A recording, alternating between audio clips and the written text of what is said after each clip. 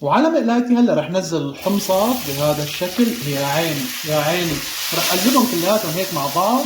يا عيني شوفوا لي اللون اللي اخذته بشهي القلب. وهرسا مبرحه بدنا نهرسهم كلياتهم هيك مع بعض. يا عيني وصفتنا اليوم كتير لذيذة وكتير بسيطة وكتير سهلة. هاي الوصفة خص نص إلك أخي العزابي. أعمل لكم اليوم سندويشة حمص على طريقتي الخاصة بنكهة غير شكل. شوفوا هاي الوصفة رح تقولوا خسارة ليش ما عرفناك من زمان يا أبو نعمة. أول مكون ورئيسي بهاي الوصفة هو الحمص. الحمص فيكم تنقعوه قبل ب 24 ساعة وتسلقوه لحتى يدوب ذوبان نيفا، أو فيكم تستخدموا المعلب، بس أكيد لازم تغسلوه بمية الثلج. الحمص هلا بدنا نقلي مع شوية فلفلة حرة أو حلوة على ذوقكم مع شوية كمون. وعلى مقلايتي رح نزل شوي من زيت الزيتون، وعلى الزيت رح نزل مباشرة شوي من الشطة، مثل ما قلت لكم حلوة أو حرة هي على ذوقكم. بسم الله. نقلي شوي هالشطة هيك بهالزيت نعطيها هاي النكهة الغير شكل الوصفة. وعلى مقلايتي هلا رح نزل الحمصات بهذا الشكل. يا عيني يا عيني، رح اقلبهم كلياتهم هيك مع بعض. يا عيني شوفوا لي اللون اللي اخذته بشهي القلب. هذا الحمص بنتركه دقيقتين بالعدد بس ليتقلى شوي بهالزيت وياخذ من نكهة الشطة الغير شكل. شايفين هاللون الذهبي؟ رح نرش عليها رشة ملح خفيفة ورشة فلفل اسود. بسم الله.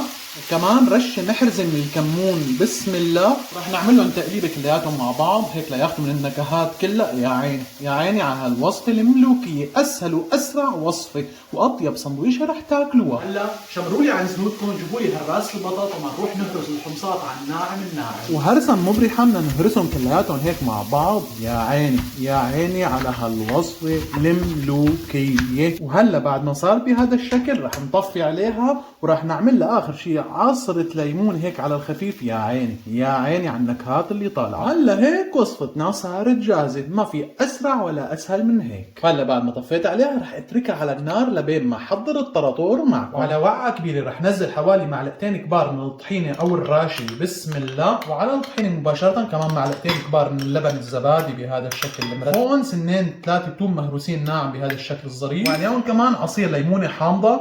بسم الله. كمان رشة من الملح. وخلطة مبرحة بنخلطهم كلياتهم مع بعض ليعطونا المزيج الغير شكل للطراطور.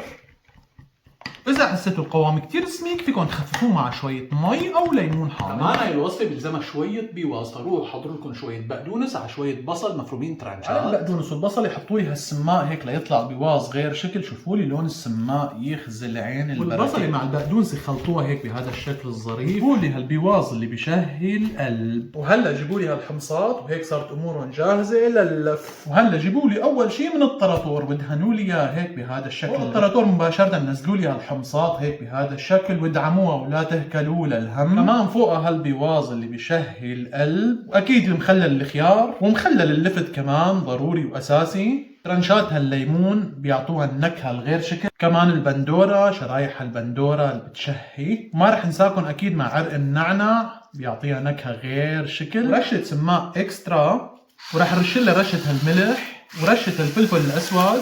واخيرا وليس اخرا رح نختمها بعصرة ليمون اكسترا. وهلا رح نضب هالسندويشة هيك كلياتها على بعضها هيك ونختم لكم اياها الختمة العجيبة. تفرجوا لي هالسندويشة اللي بتشهي القلب. واكيد طربوش هالطحينة هيك على وجهها. واكيد لا تنسوا اللبن العيران حدا. شوفوا لي هالسندويشة اللي معرمة منظرها بشهي القلب. هاي رح نروح فيها وعلى الجواني وعلى الحارق ونقول لها بسم الله.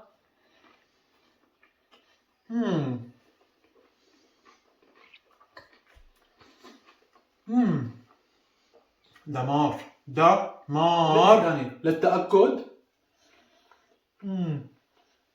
مع فلفل العيران.